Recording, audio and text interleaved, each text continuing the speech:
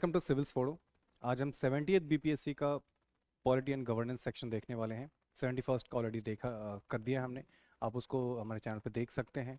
वहाँ पे भी कुछ अराउंड 15 क्वेश्चंस थे, यहाँ पे भी अराउंड 14 क्वेश्चंस हैं जो कि 70th बीपीएससी में पूछे गए हैं। ये सारे क्वेश्चन देखो तो है बहुत ही स्ट्रेट फॉरवर्ड और काफ़ी ईजी होते हैं। इनको करना इज़ नॉट वेरी डिफ़िकल्ट, और थोड़ी प्रैक्टिस करो, थोड़ा करंट अफेयर्स थोड़ा जो स्टैटिक पार्ट है, लाइक लक्ष्मीकांत भी अगर ऊपर ऊपर भी पढ़ा है तो बीपीएससी वाले क्वेश्चंस तो इजीली हो जाते हैं। यूपीएससी की तरह इसके क्वेश्चंस टफ नहीं होते, राइट। सो इसलिए पीवाईक्यूज आर वेरी इंपॉर्टेंट। इससे पता चलता है आपको कि किन सेक्शंस पे ज़्यादा ध्यान दिया जा रहा है। उन सेक्शंस को अगर आपने किया, प्रैक्टिस किया, रिवाइज किया तो 14 आउट ऑफ 14 भी किया जा सकता है इन क्वेश्चन से, राइट।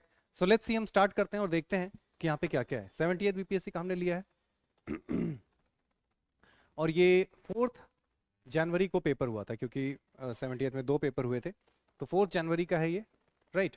और सेक्शन सेट बुकलेट सीरीज आई है, ठीक है। तो अगर किसी को मैच करना हो क्वेश्चन से तो कर सकते हैं। यहाँ पे हमने बुकलेट सीरीज आई लिया है, जो ऑफिशियल पेपर है, ठीक है। चलिए स्टार्ट करते हैं। एंड द फर्स्ट क्वेश्चन जो है वो है, the power of the supreme court of India to decide disputes between the centre and the state falls under, ठीक है। अब देखो इसके अंदर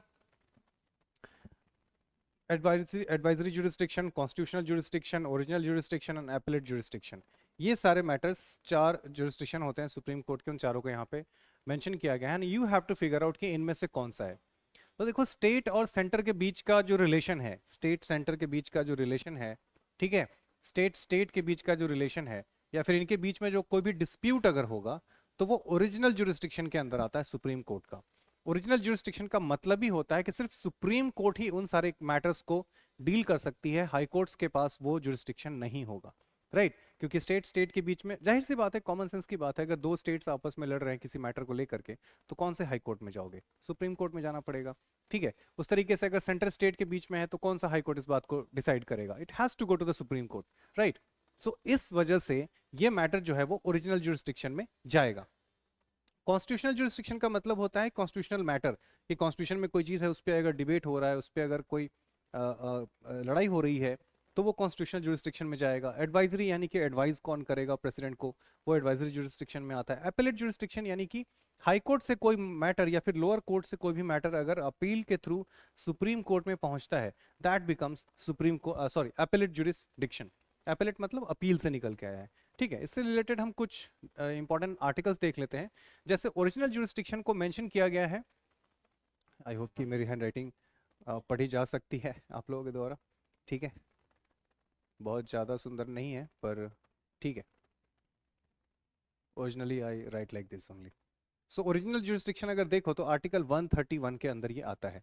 नाउ आर्टिकल क्यों इंपॉर्टेंट है, मैंने क्यों यहाँ पे ऐड किया है, क्योंकि जब आप पढ़ते हैं इनको, ओरिजिनल जुरिस्डिक्शन हो गया, एपेलेट हो गया, एडवाइजरी हो गया, तो ये सारी चीज़ें आपको पता होनी चाहिए, क्योंकि इसके आर्टिकल्स भी पूछे जा सकते हैं, क्योंकि ये सारी चीज़ें जो है वो काफ़ी इंपॉर्टेंट टॉपिक्स हैं, तो उनके आर्टिकल्स तो पता होने चाहिए, ठीक है। सो आर्टिकल 131 के अंदर ओरिजिनल जुरिस्डिक्शन आता है।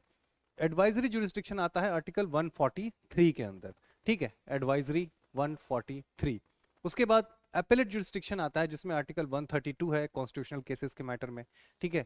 आर्टिकल 133 है सिविल केसेस के लिए, आर्टिकल 134 है क्रिमिनल केसेस के लिए, और आर्टिकल 136 है स्पेशल लीव पिटीशन के लिए, ठीक है। स्पेशल लीव पिटीशन जब किसी मैटर पे स्पेशल संज्ञान चाहिए, स्पेशल कंसर्न चाहिए अगर सुप्रीम कोर्ट का, तो उसको स्पेशल लीव पिटीशन में डालते हैं, ठीक है। बाकी क्रिमिनल केसेस के लिए आर्टिकल 134, सिविल केसेस के लिए आर्टिकल 133, और एडवाइस कॉन्स्टिट्यूशनल केसेस के लिए आर्टिकल 132, ये सारे आर्टिकल्स हैं, ठीक है। सो हम क्या देख रहे हैं कि 131, 32, 33, 34, 36 और 143, ये 5, 4, 2, 6 आर्टिकल है जो आपको ध्यान रखना है। अगर ये ध्यान रखेंगे तो हो सकता है अगली बार अगर आर्टिकल रिलेटेड पूछे तो आप वहां पे गलती नहीं करेंगे, ठीक है। सो कुछ फैक्ट्स तो ध्यान रखने ही पड़ते हैं। अब यहाँ पे क्या पूछा है कि which of the following are matters on which a constitutional amendment is possible only with the ratification of the legislature of not less than one half of the states। यानी कि ऐसे कौन से मैटर जिसमें हाफ ऑफ द स्टेट्स का ratification चाहिए, ठीक है, ऐसे याद रखना है। तो अब देखो हाफ ऑफ द स्टेट्स का अगर रेटिफिकेशन चाहिए, उनका एग्रीमेंट चाहिए, वो सारे के सारे मैटर फेडरल केसेस से रिलेटेड होंगे, फेडरल मैटर्स होंगे। ठीक है, अब देखो इलेक्शन ऑफ प्रेसिडेंट, अगर इलेक्शन ऑफ प्रेसिडेंट में कोई चेंजेस होता है तो ऑब्वियसली वो तो स्टेट्स का भी मैटर होगा, उनका भी कंसर्न होगा, तो ये तो फेडरल कंसर्न में जाएगा, तो यहाँ पे भी लगेगा आधे स्टेट्स का रेटिफिकेशन, उनका agreement. Representation of states in parliament, obviously अगर किसी स्टेट का पार्लियामेंट में अगर आप रिप्रेजेंटेशन कम या ज़्यादा कर रहे हैं तो ऑब्वियसली उसमें बाकी स्टेट्स डेफिनेटली अगर उसमें उनका रेटिफिकेशन चाहिए, क्योंकि पार्लियामेंट जो राज्यसभा की सीट्स है वो तो फिक्स्ड है, तो किसी को अगर बढ़ाओगे तो किसी को कम भी करना पड़ेगा। Any of the list, 7th schedule में अगर एक लिस्ट 3 लिस्ट है तो उसके अंदर अगर कोई चेंजेस करते हैं तो ऑब्वियसली उसमें स्टेट्स का कंसर्न चाहिए, ठीक है, उनका अग्रीमेंट चाहिए। Abolition of state legislative council, अब देखो ये स्टेट लेजिस्लेटिव काउंसिल सिर्फ एक स्टेट का मैटर है, ठीक है, तो इसमें बाकी स्टेट्स का कोई लेना देना नहीं है। किसी स्टेट, एक स्टेट से अगर लेजिस्लेटिव काउंसिल को कैंसिल भी कर दिया जाए या नया बनाना भी हो तो अगेन उस केस में आपको बाकी स्टेट से कंसर्न लेने की जरूरत नहीं है, फ्री अग्रीमेंट की जरूरत नहीं है। एंड इन दैट केस 4 आप जैसे ही हटाओगे तो 1 2 3 इसका राइट आंसर हो जाएगा। सो ये इस तरीके से क्वेश्चन पूछे जा रहे हैं और आई थिंक इजी क्वेश्चन है, ये सब सारे इजी क्वेश्चन है, इसमें ज़्यादा डिफिकल्टी नहीं है। पर ये है कि आप एक बार पढ़ लो इसको अच्छे से, लक्ष्मीकांत भी पढ़ लिया, रिवाइज कर लिया प्रॉपरली, तो this things are very easy to handle. ठीक है, अगला देखिए ये है, which article of the Indian constitution deals with the proclamation of emergency. ठीक है, प्रोक्लेमेशन ऑफ इमरजेंसी का मतलब कभी भी प्रेसिडेंट रूल मत समझना, ठीक है, इसका मतलब सिर्फ होता है नेशनल इमरजेंसी। अब नेशनल इमरजेंसी में भी कई टाइप्स होते हैं, ये भी प्रेसिडेंट रूल से ही रिलेटेड है और ये फाइनेंशियल इमरजेंसी है, ठीक है, ये सारे। सो 360, आर्टिकल 360 फाइनेंशियल इमरजेंसी है, 56 और 65 ये दोनों प्रेसिडेंट रूल से रिलेटेड है और 52 नेशनल इमरजेंसी है। ठीक है, अब इससे रिलेटेड कुछ फैक्ट्स यहाँ पे हमने ऐड किए हैं, वो देख लीजिए। आर्टिकल 352 नेशनल इमरजेंसी का कंसर्न, नेशनल इमरजेंसी है उसमें। 356 में प्रेसिडेंट रूल है और 365 में तब लगता है जब failure of state to comply with union directions, यानी अगर सेंट्रल गवर्नमेंट ने कोई डायरेक्शन दिया है स्टेट गवर्नमेंट को और अगर वो फॉलो ना करे तो प्रेसिडेंट रूल लगाया जा सकता है। उस केस में गवर्नर एक चिट्ठी भेजेंगे प्रेसिडेंट को कि भैया यहाँ पे काम सही नहीं चल रहा है आपके हिसाब से, मतलब आपने जो ऑर्डर्स भेजे थे उसके हिसाब से, तो please put this state under president rule. Then 360, article 360 is financial emergency, right. So ये सारे आर्टिकल्स है जो आपको ध्यान में रखने हैं।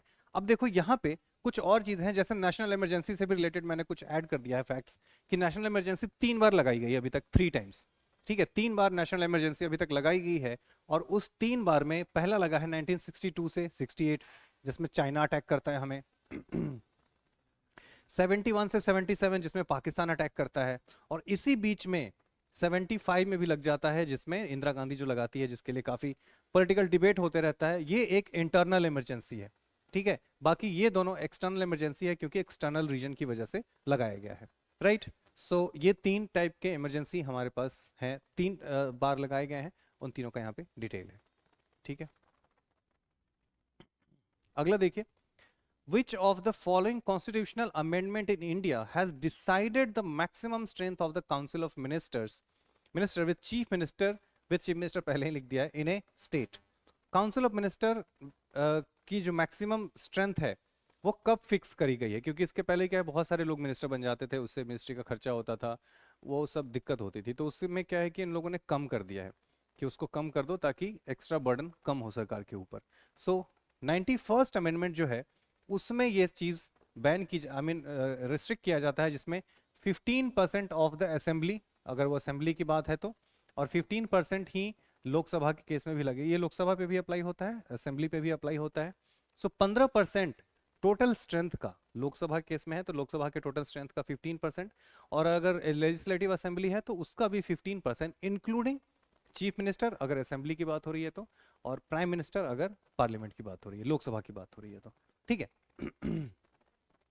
81st अमेंडमेंट रिजर्वेशन बैकलॉग से रिलेटेड है, क्योंकि रिजर्वेशन पहले क्या सीन था कि रिजर्वेशन में जो सीट्स बैकलॉग हो गई हैं, जो फिल नहीं हुई है, वो अगले साल कंटिन्यू किया जाएगा, और उस रिजर्व सीट पे फिर उस सिर्फ रिजर्व कैटेगरी के ही लोग जाएंगे, उसमें बाकी लोग नहीं जा सकते, तो इससे रिजर्व कैटेगरी को फायदा हुआ। 91st अमेंडमेंट 2003 में आता है, जिसमें फिक्स कर दिया मैक्सिमम नंबर, जो कि मिनिमम 12 है और मैक्सिमम 15% पे फिक्स कर दिया गया है, ठीक है। सो ये एक एक्स्ट्रा इंफॉर्मेशन थी। अगला देखो तो, who is the chairperson of GST council. GST council का चेयरपर्सन कौन है? ठीक है, ऑप्शंस देखते हैं। चेयरमैन ऑफ फाइनेंस कमीशन, एक यहाँ पे डाउट हो सकता है किसी को, union finance minister, union minister of corporate affairs, ये क्यों जाएगा? आरबीआई गवर्नर, हो सकता है किसी को यहाँ पे भी डाउट हो।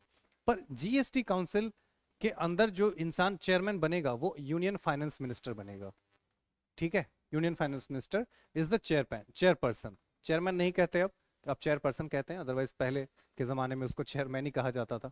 ठीक है, GST council 101st constitutional amendment act 2016 में आता है, जिसके कारण आर्टिकल 279 को अमेंड करके उसमें 279A ऐड किया जाता है, और उसका जो चेयरपर्सन है वो यूनियन फाइनेंस मिनिस्टर होता है। ठीक है, तो इसके बारे में इतना डिटेल काफ़ी है, बहुत ज़्यादा करेंगे तो जीएसटी अपने आप में एक चैप्टर है, पर हम उसमें नहीं जाएंगे। ठीक है, अगला है कि which portfolio did Rajendra Prasad, ये तो काफी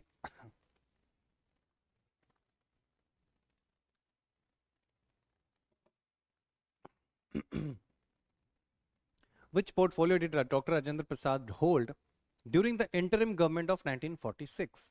ठीक है, 1946 के टाइम पे डॉक्टर राजेंद्र प्रसाद को कौन सी मिनिस्ट्री दी गई थी, कौन सा पोर्टफोलियो दिया गया था? This is the question. और ये क्वेश्चन ऐसा है जो बार बार पूछा जाता है इसी टाइप से, इंटरिम गवर्नमेंट में कौन कौन सा पोस्ट होल्ड कर रहे थे, कौन सा पोर्टफोलियो था, ये चीज़ तो बार बार पूछी जाती है। तो ये तो ध्यान ही रहना चाहिए, आपको याद रहना चाहिए। अब देखो, डॉक्टर राजेंद्र प्रसाद को फूड एंड एग्रीकल्चर मिलता है। ठीक है, बलदेव सिंह को डिफेंस मिनिस्ट्री मिलती है, डिफेंस का पोर्टफोलियो डिफेंस मिनिस्ट्री कह सकते हैं। और वल्लभ भाई पटेल को तो ऑब्वियसली होम मिनिस्ट्री मिलती है, क्योंकि उन्होंने तो इंडिया को यूनिफाई किया है, सो ऑब्वियसली उनके पास होम मिनिस्ट्री थी। ठीक है, सो यहाँ पे होम मिनिस्ट्री है, बलदेव सिंह को डिफेंस मिनिस्ट्री मिलती है, एंड डॉक्टर राजेंद्र प्रसाद को फूड एंड एग्रीकल्चर मिनिस्ट्री मिलती है। ठीक है, तो ये आई थिंक ईजी था, बहुत मुश्किल नहीं था। अगला देखते हैं, what is the system of governance in Panchayati Raj setup? Panchayati Raj system में क्या है, सेटअप में क्या गवर्नेंस का सिस्टम है? Two tier system of local self government at the village and block level? नहीं, टू टायर है, पर सर हर स्टेट में नहीं है। जिस स्टेट का पॉपुलेशन 20 लाख से कम है, ठीक है, जिसका पॉपुलेशन 20 लाख से कम है, वहीं पे सिर्फ टू टायर होगा। अगर 20 लाख से ज्यादा है तो वहां पे 3 टायर होगा। 3 टायर कहने का मतलब है कि एक विलेज लेवल पे होगा, ठीक है, first tier. Second tier block level पे होगा, जिसको पंचायत समिति कहते हैं। और थर्ड टायर पे होगा डिस्ट्रिक्ट लेवल पे, जिसको जिला परिषद कहते हैं। ठीक है, सो ये 3 होता है। अब देखो, सिंगल टायर नहीं, सिंगल टायर स्ट्रक्चर तो है ही नहीं, 4 टायर भी नहीं है। सो 3 tyre structure of local government at the village block and district level. तो 3 टायर बनाया गया है, एक्सेप्शन की अगर 20 लाख से कम है तो आपको वहां पे 2 टायर बनाना है, बाकी सब जगह पे 3 टायर गवर्नमेंट होगी। ठीक है, सो ये है पंचायती राज से रिलेटेड। अगला देखो, तो which one of the following schedules of the Constitution of India contains provisions regarding anti-defection law? Anti-defection Act, anti act again एक ऐसा टॉपिक है जो कितनी बार पूछा गया होगा, इसका तो हिसाब रखना भी मुश्किल है। ठीक है, ऐसा कोई एग्जाम नहीं है जिसके अंदर एंटी डिफेक्शन पे क्वेश्चन ना पूछे जाए, राइट? और ये ऐड किया जाता है 10th शेड्यूल में। जो 10th शेड्यूल है वो हमारा एंटी डिफेक्शन लॉ से रिलेटेड है। कुछ मैंने से ऐड किया है क्या? नहीं। सो 10th शेड्यूल में जो 10th शेड्यूल में एंटी डिफेक्शन लॉ आता है। 8th शेड्यूल में लैंग्वेज है, ठीक है, जो 22 लैंग्वेज है हमारे पास। 10th शेड्यूल में एंटी डिफेक्शन हो गया। सेकेंड शेड्यूल में फर्स्ट शेड्यूल में स्टेट हो गया, इमोल्यूमेंट्स, यस। थर्ड में ओथ है, इसमें सैलरी इमोल्यूमेंट्स वगैरह है, ठीक है, सेकंड शेड्यूल में। थर्ड शेड्यूल में आता है ओथ। फिफ्थ शेड्यूल में आता है schedule tribes and schedule areas. Schedule tribes and schedule areas fifth schedule में आते हैं। गले की हालत खराब हो गई। एक्सेप्ट असम, मेघालय, त्रिपुरा एंड मिजोरम, इन सारे स्टेट्स को छोड़ करके बाकी सारे स्टेट्स में जो ट्राइबल एरियाज हैं या फिर शेड्यूल एरियाज हैं वो फिफ्थ शेड्यूल के अंदर आएंगे। ये सारे स्टेट्स में सिक्स शेड्यूल के अंदर आएंगे। ठीक है, सेकंड शेड्यूल में आपका सैलरी इमोल्यूमेंट्स हो गया, 10th शेड्यूल में एंटी डिफेक्शन हो गया, 8th शेड्यूल में लैंग्वेज हो गया जिसमें 22 लैंग्वेजेस हैं, और 8th शेड्यूल को अभी तक 3 बार अमेंड किया जा चुका है, 3 टाइम्स अमेंडेड है ये। ठीक है, ये चीज भी ध्यान रखना है आपको। आगे, under which article of the Indian constitution the annual financial statement budget के बारे में पूछा गया है? बताइए, बजट एक ऐसा सवाल है क्या ऐसा सवाल है जो आप कभी मिस नहीं कर सकते, ठीक है। Article 112 is related to budget. 112, 111 में प्रेसिडेंशियल एसेंट है, ठीक है। 112 में आपका एनुअल फाइनेंशियल स्टेटमेंट है। बजट वर्ड कहीं भी कॉन्स्टिट्यूशन में मेंशन नहीं किया गया, it's always annual financial statement, ठीक है, जो कि आर्टिकल 112 में मेंशन किया जाता है। आर्टिकल 13 में 113 में देखो तो procedure in parliament with respect to estimates, जो एस्टिमेट्स बनते हैं उससे रिलेटेड है। और 114 पे अप्रोप्रिएशन बिल्स है। तो ये सारे उतने इंपॉर्टेंट नहीं है, बट बजट या फिर annual financial statement, that article is particularly very important, ठीक है। So article 112 is the answer. अगला देखिए, the speaker of the Lok Sabha enjoys, ठीक है, speaker of the Lok Sabha enjoys 2 votes, one in ordinary course and other in case of a tie। तो speaker के पास एक ही vote होता है, 2 वोट्स नहीं होते। नो राइट टू वोट नहीं, ऐसा भी नहीं उनके पास राइट है वोट करने का। The right to vote like other members of the house, नहीं। The right to vote only in case of a tie. जो लोकसभा के स्पीकर है उनको वोट करने का अधिकार तब होता है जब सारे वोट हो जाए और मान लीजिए कि किसी मैटर पे दोनों तरफ से सपोर्ट में और उसके अगेंस्ट में इक्वल नंबर ऑफ वोट्स आ जाए, then the Lok Sabha speaker votes, ठीक है, वो फाइनल वोटिंग होती है। सो उनका वोटिंग का जो राइट है या जो प्रोसेस है दैट इज डिफरेंट। सो ये उसका राइट आंसर होगा, the right to vote only in case of a tie, ठीक है। आई होप ये क्लियर है। Next one, which one of the following is electoral college of the president but not form but do not form, पता नहीं क्या लिखा, forum for his impeachment।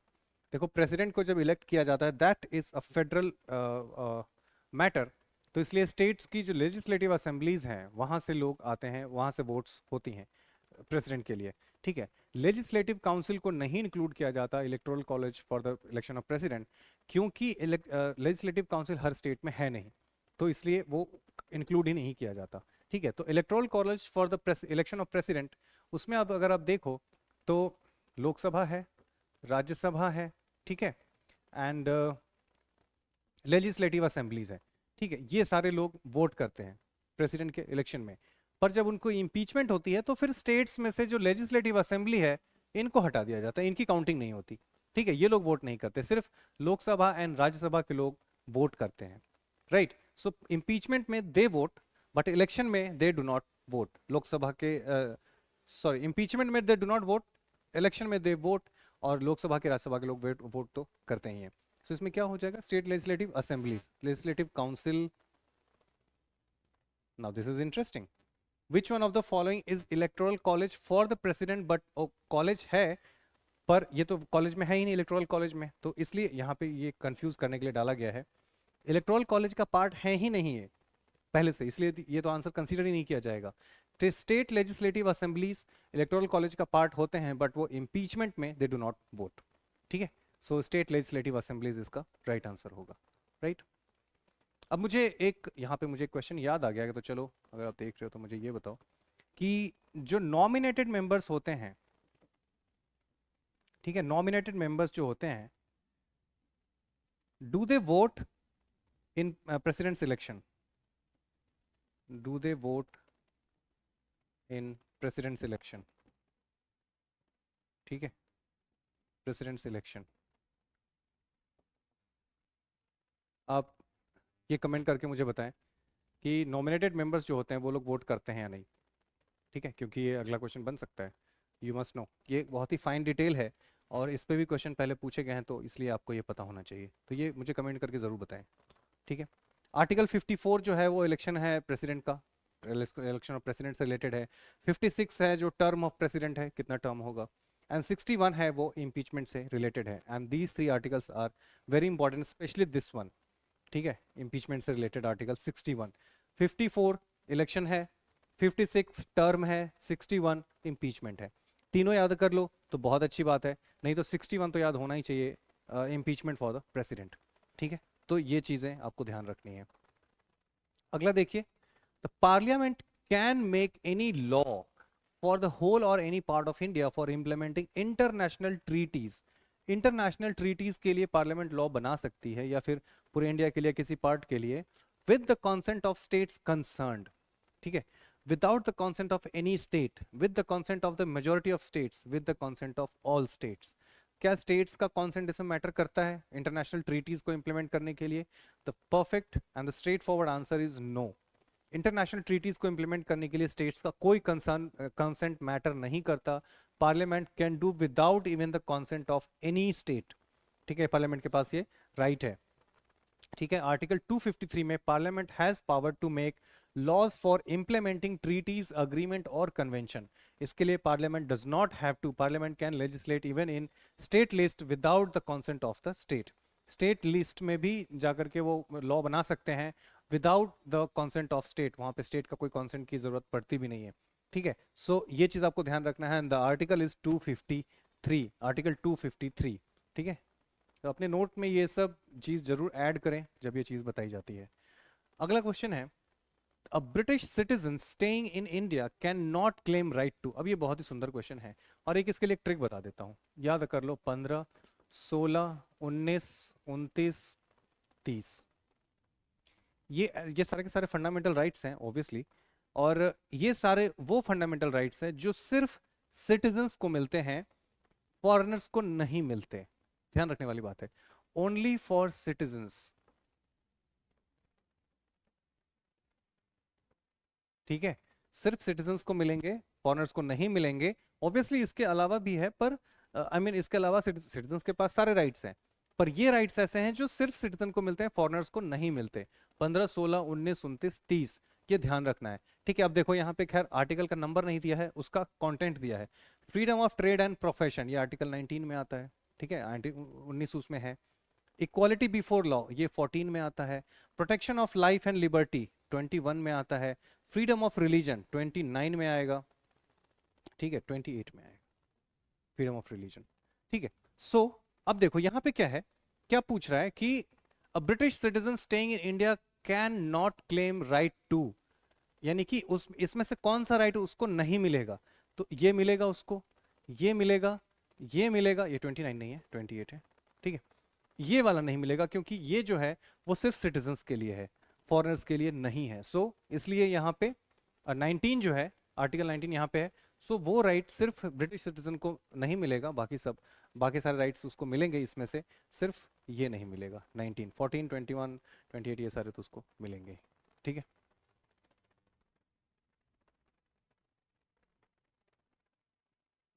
अगला है, the primary function of finance commission in India. Primary function of finance commission, finance commission जो है वो article 280 में है और उसका प्राइमरी फंक्शन क्या है? फंड्स को डिस्ट्रीब्यूट करना, distribution of revenues between centre and state. Allocation of funds to various ministries नहीं, ये उसका काम नहीं है. प्रिपेयर द एनुअल बजट नहीं. एडवाइज द प्रेसिडेंट नहीं. So this is D. ठीक है, डी जो है यानी कि revenue between the centre and state, ये उसका काम है फाइनेंस कमीशन का. ठीक है, एंड विद दिस हमने बहुत ही जल्दी इसको निपटा दिया. आज के सारे क्वेश्चंस काफ़ी इजी थे, स्ट्रेट फॉरवर्ड थे, सिंपल थे.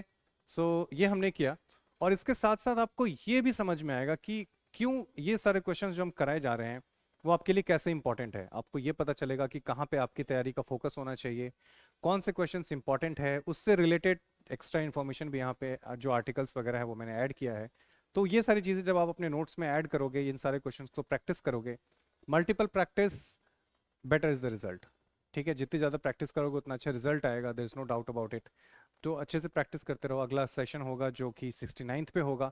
अगेन पॉलिटी सेक्शन अभी चलेगा. हमने इसके पहले साइंस किया है, पॉलिटी है उसके बाद, फिर उसके बाद हम हिस्ट्री करेंगे. हिस्ट्री या ज्योग्राफी में से कोई भी ले सकते हैं क्योंकि हिस्ट्री से बहुत सारे क्वेश्चन हैं. तो ईजी वाले हम पहले कर रहे हैं. पॉलिटी आई थिंक कि बहुत ईजी है तो ये करेंगे. उसके बाद हो सकता है तो ज्योग्राफी करेंगे. हिस्ट्री को हो सकता है लास्ट में करें. सो ज्योग्राफी इसके बाद होगा. पर पॉलिटी अभी 70th है, 69, 68, 67. अभी तो 70th का ही एक और होगा क्योंकि 2 पेपर हुए हैं.